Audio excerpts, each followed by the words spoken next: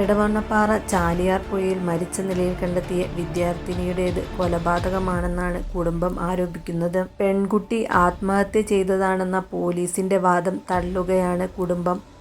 പെൺകുട്ടി മാനസിക ധൈര്യമുള്ള ആളാണെന്നും ആത്മഹത്യക്കെതിരെ ബോധവൽക്കരണം നടത്തുന്ന പെൺകുട്ടി സ്വയം മരിക്കുമെന്ന് വിശ്വസിക്കുന്നില്ലെന്നും സഹോദരി പ്രതികരിച്ചു. പ്രാഥമിക പോസ്റ്റ്മോർട്ടം റിപ്പോർട്ടിൽ ആത്മഹത്യ എന്നാണ് കണ്ടെത്തലെന്ന് പോലീസ് പറയുന്നു.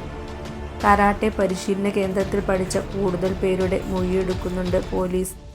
സംഭവത്തിൽ ഊർക്കടവ് സ്വദേശിയും കരാട്ടെ അധ്യാപകനുമായ വി സിദ്ദീഖ് അലിയെ പോക്സോ നിയമപ്രകാരം വായക്കാട് പോലീസ് അറസ്റ്റ് ചെയ്തിരുന്നു.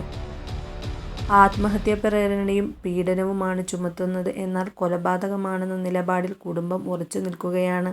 കാണാതാവുന്ന ദിവസം താൻ നേരിടുന്ന മാനസിക സമ്മർദ്ദം വ്യക്തമാക്കി 17 വയസ്സുകാരി സഹോദരിക്ക് വാട്സപ്പ് സന്ദേശം അയച്ചതായി പോലീസ് പറയുന്നു.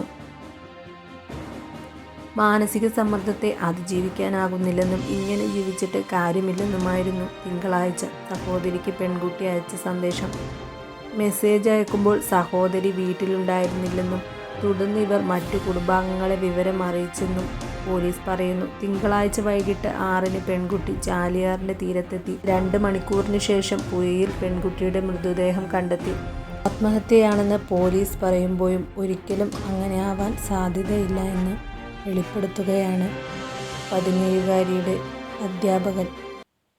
സ്പിരിച്വലി ഭയങ്കര ഹയർ ലെവലിലുള്ള ഒരു കുട്ടിയായിരുന്നു. കാരണം ഇത്രയും പ്രയാസങ്ങൾ അനുഭവിച്ചിട്ട് പോലും അതിനെ ശക്തിയായി നേരിടാനും പഠിക്കാനുള്ള തേജസ്സും ഒരു ഉജ്ജ്വലതയും ഒക്കെ ആ കുട്ടിക്ക് ഉണ്ടായിരുന്നു.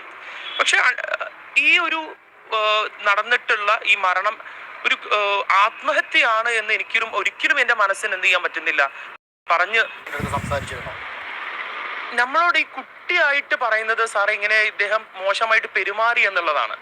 പിന്നെ ആദ്യമായിട്ട് ഈ ന്യൂസ് വന്നപ്പോഴാണ് ഈ കുട്ടി മരണപ്പെട്ടു എന്നുള്ള ന്യൂസും അതിന് ശേഷമുള്ള ന്യൂസ് വന്നപ്പോഴാണ് ആക്ച്വലി നമ്മൾ എന്ത് ചെയ്യുന്നത്, ഈ കുട്ടിക്ക് ഇങ്ങനെയായിരുന്നു സംഭവിച്ചത് എന്നുള്ള ഒരു ഫാക്റ്റ് നമുക്ക് മനസ്സിലാവുന്നത്.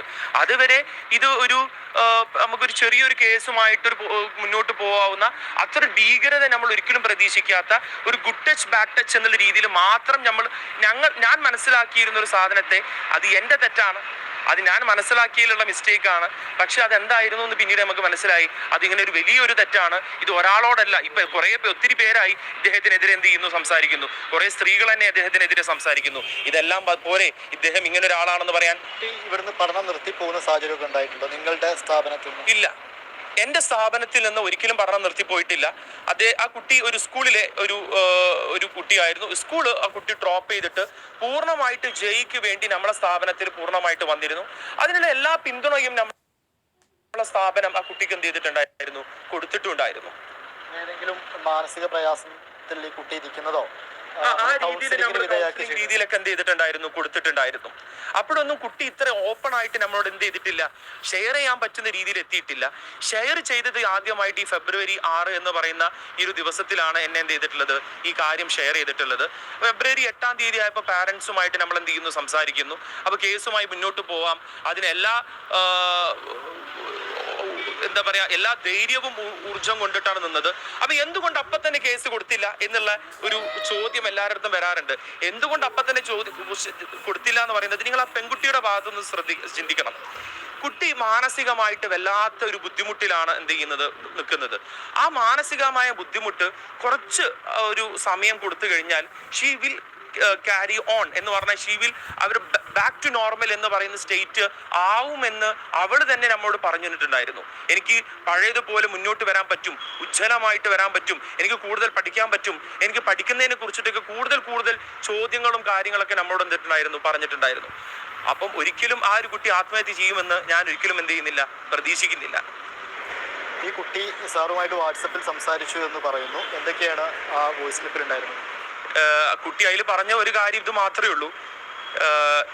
ഈ പറയുന്ന മാഷിന് ഉള്ള ഒരു മകള് ഈ കുട്ടിയുടെ സുഹൃത്താണ്. അപ്പം ഞാനിനി കേസുമായി മുന്നോട്ട് മുന്നോട്ട് പോയി കഴിഞ്ഞാൽ, ഒരു പോസ്കോ കേസുമായി മുന്നോട്ട് പോയി കഴിഞ്ഞാൽ ആ കുട്ടിക്ക് മാനസികമായിട്ട് അത് വല്ലാതെ ബുദ്ധിമുട്ടിക്കൂലേ, അതിലെന്നെ ദൈവം പടച്ചവൻ സൃഷ്ടിക്കില്ലേ എന്നൊക്കെയാണ് ആ കുട്ടി പറഞ്ഞത്. അത് ആ കുട്ടിയുടെ മനസ്സിന്റെ വലുപ്പം മാത്രമാണ് ഞാൻ അതിൽ നിന്ന് മനസ്സിലാക്കുന്നത്. പക്ഷെ എന്നാലും കുട്ടി പിന്നീട് കേസുമായി മുന്നോട്ട് പോവാം എന്നുള്ള രീതിയിൽ തന്നെയാണ് എന്ത് ചെയ്തിട്ടുണ്ടായിരുന്നത്, പറഞ്ഞിട്ടുണ്ടായിരുന്നത്. എന്നോട് ചോദിച്ചൊരു കാര്യം അങ്ങനെയാണെങ്കിൽ പോലും പിന്നീട് നമ്മുടെയൊക്കെ നിർബന്ധത്തിനും കാര്യങ്ങൾക്കൊക്കെ പറഞ്ഞിട്ടും കുട്ടി എന്ത് ചെയ്തിട്ടുണ്ട്, കേസുമായി മുന്നോട്ട് പോവാം എന്ന് എന്ത് ചെയ്തിട്ടുണ്ടായിരുന്നു, പറഞ്ഞിട്ടുണ്ടായിരുന്നു. So obviously I don't see this is as a, ഞാൻ ഒരിക്കലും ഇതൊരു ആണെന്ന് വിശ്വസിക്കുന്നില്ല.